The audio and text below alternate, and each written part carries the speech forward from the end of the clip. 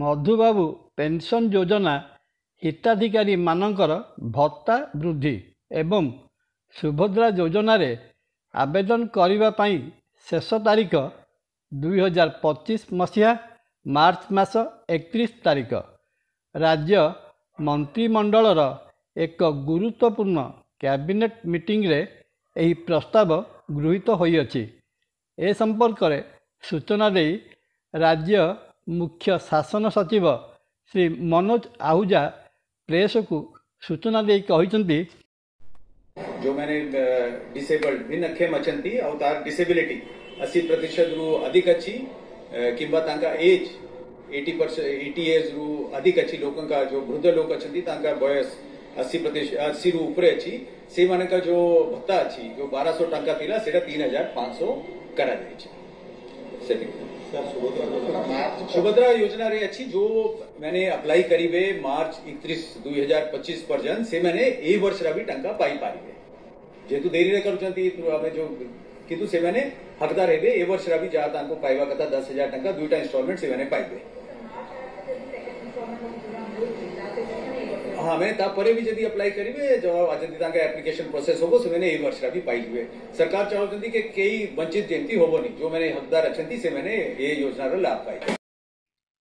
राज्य मुख्य शासन सचिव श्री मनोज आहूजांक वक्तव्य अनुजाई राज्य रे जेपरी कौनसी महिला सुभद्रा योजनारू बाद न पड़ती सेथिपाई सुभद्रा योजना रे आवेदन करिबा तारीख 2025 मसीहा मार्च मास 31 तारीख पर्यंत बढ़ा जाई अछि।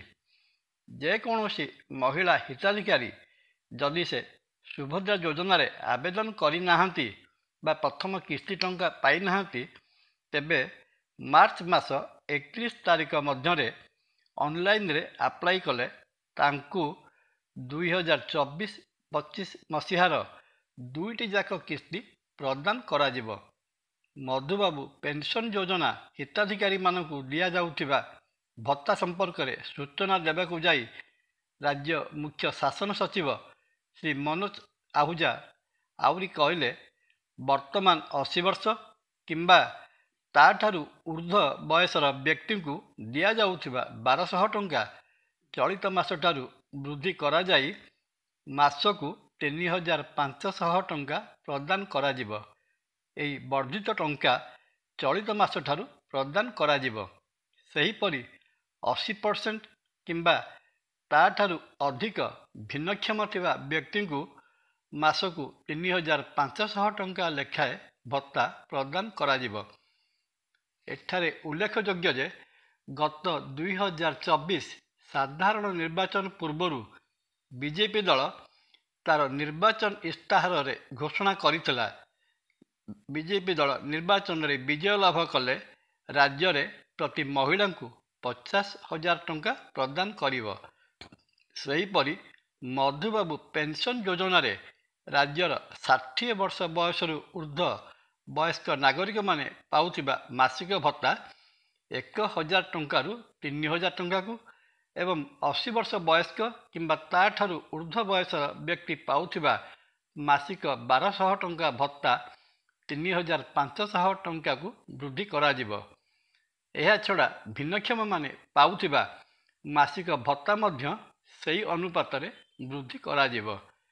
बीजेपी दल राज्य एवं केंद्र रे निर्वाचन जीति क्षमतासीन हेबा परे प्रथमे महिला मानकु देइथिबा प्रतिश्रुति मुताबक 50,000 टंका देवाई सेतुरु सुभद्रा योजना माध्यम प्रथम किस्ती 5,000 टंका प्रदान करि सारिलेनी।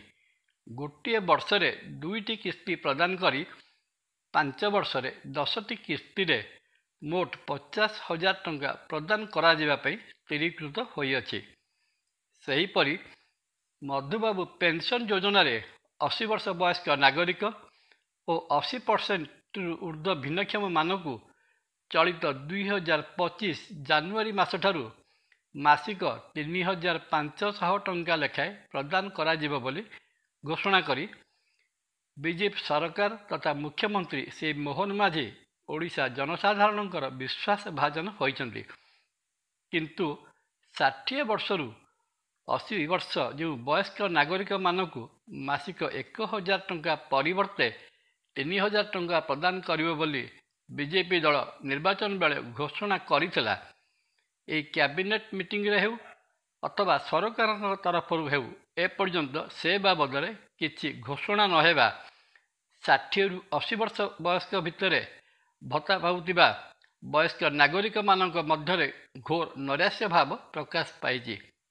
ବିଜେପି ଦଳ ଓ ସରକାର ସେମାନଙ୍କୁ ଦେଇଥିବା ପ୍ରତିଶ୍ରୁତି ମୁତାବକ ମାସିକ 1000 ଟଙ୍କାରୁ 3000 ଟଙ୍କା ତୁରନ୍ତ ଏହି ମାସରୁ ଦେବା ପାଇଁ ସେମାନେ ସରକାରଙ୍କୁ ଅନୁରୋଧ କରିଛନ୍ତି। ଜୟ ଜଗନ୍ନାଥ। ଭିଡ଼ିଓଟି ଭଲ ଲାଗିଲେ ଲାଇକ୍, କମେଣ୍ଟ, ସବସ୍କ୍ରାଇବ୍ ଓ ସେୟାର କରିବା ପାଇଁ ଅନୁରୋଧ। ନମସ୍କାର। ତପନ।